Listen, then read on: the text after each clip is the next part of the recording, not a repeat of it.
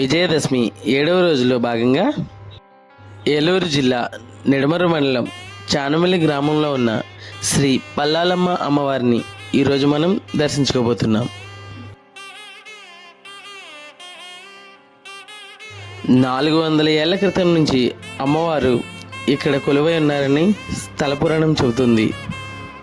సంవత్సరానికి ఒకసారి అమ్మవారికి జాతర మహోత్సవంలో నిర్వహిస్తారు. అమ్మవారికి నిత్య పూజలు జరుగుతూ ఉంటాయి. ప్రతి మంగళవారం, శుక్రవారం అమ్మవారికి ప్రత్యేక పూజలు నిర్వహిస్తారు.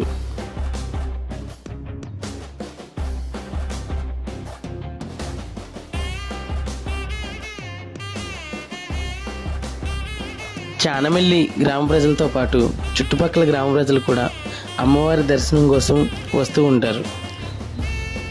భక్తులు కోరిన కోరికలు తీర్చే ఇలవెల్పుగా అమ్మవారిని నిత్యం కొలుస్తూ ఉంటారు.